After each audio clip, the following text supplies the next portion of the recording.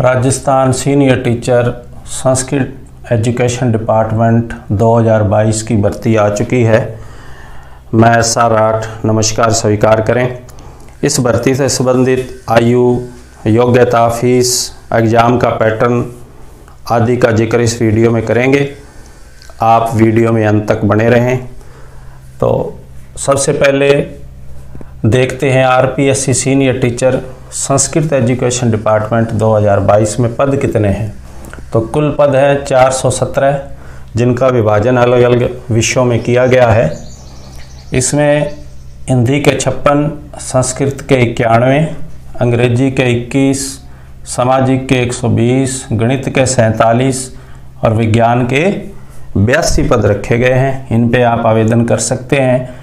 इसकी जो वेबसाइट है rpsc.rajasthan.gov.in पर आप हमेशा अपडेट रहें। यहाँ लेटेस्ट जानकारी आपको मिलती रहती है। तो आवेदन की तिथि जो है सीनियर टीचर की रखी गई है 23 मई से 21 जून 2022। इस तिथि तक आप आवेदन कर सकते हैं। आयु जो है 18 से 40 वर्ष, लेकिन इसका जो आधार बनाया गया है 1 जुलाई 2022 को आयु का आधार बनाया गया है। ऊपरी आयु में नियमानुसार यहाँ भी छूट रखी गई है। यदि आप राजस्थान के SC हैं, ST, OBC, MBC अति पिछड़ा वर्ग में हैं, EWS के पुरुष हैं तो 5 वर्ष की छूट मिल जाएगी। और यदि आप राजस्थान के SC, ST, OBC, MBC, EWS के फीमेल कैंडिडेट हैं तो आपको 10 वर्ष की छूट यहाँ मिल जाएगी।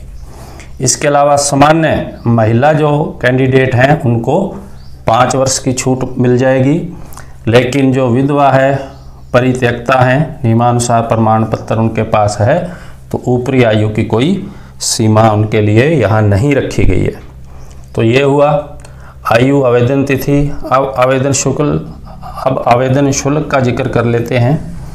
तो इसमें जनरल कैंडिडेट और राजस्थान के क्रीमी लेयर में जो OBC, MBC आते हैं उनको 350 रुपये, और राजस्थान के नॉन क्रीमी लेयर में जो OBC आते हैं MBC, EWS उनके लिए 250 रुपये रखे गए हैं। और दिव्यांग हो, SC, ST या जिनकी आय 2.5 लाख से कम हो, उसका प्रमाण पत्र देना पड़ेगा, तो उनके लिए 150 रुपये रखे गए हैं। इसके अलावा TSP क्षेत्र के SC, ST या 12 जिले के शहरी आदि जो जाति है उनके लिए 150 रुपये यहाँ रखे गए हैं शुल्क के रूप में। और जो राज्य के बाहर के कैंडिडेट है वो भी बाहर इसमें हिस्सा ले सकते हैं, लेकिन उनको सामान्य कैंडिडेट माना जाएगा, इसलिए उनकी फीस भी सामान्य के बराबर 350 रुपये रखी गई है। अब इसके बाद अपने क्वालिफिकेशन या योग्यता देख लेते हैं। तो इसमें संस्कृत के भी पद हैं, उसमें संस्कृत माध्यम के विद्यार्थी हिस्सा लेंगे। और अन्य विषयों के जो पद हैं इन सब की योग्यता अपने देखते हैं। पहले संस्कृत की योग्यता देख लेते हैं। तो संस्कृत में शास्त्री या समकक्ष हो संस्कृत मीडियम के साथ, या शिक्षा शास्त्री डिग्री या डिप्लोमा इन एजुकेशन आपने किया हो, ये संस्कृत विषय के लिए योग्यता है। और अन्य सब्जेक्ट के लिए आप उस विषय में स्नातक होने चाहिए। इसके अलावा B.Ed डिग्री या डिप्लोमा इन एजुकेशन आपके पास होना चाहिए। तो ये आपकी योग्यता है। और इसके अलावा अब जो महत्वपूर्ण बिंदु है वो है एग्ज़ाम का पैटर्न, यानी आपको तैयारी किस प्रकार से करनी है। तो इसमें 2 पेपर होंगे, फर्स्ट और सेकंड।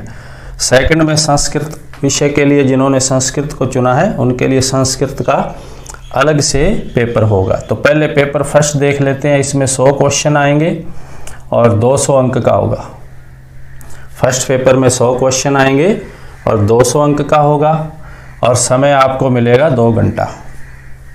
इसके बाद अन्य विषय यानी संस्कृत को छोड़कर जो विषय हैं उनके लिए सेकंड पेपर 150 क्वेश्चन आएंगे, 300 नंबर का होगा और 2.5 घंटे आपको समय इसके लिए दिया जाएगा। यानी फर्स्ट पेपर के लिए 2 घंटे और सेकंड पेपर जो आपका विषय आधारित है उस पर 2.5 घंटे।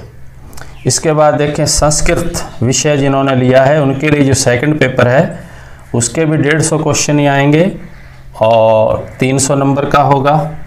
समय याद रखिए इसका भी 2.5 घंटे होगा, लेकिन माध्यम जो होगा वो संस्कृत होगा।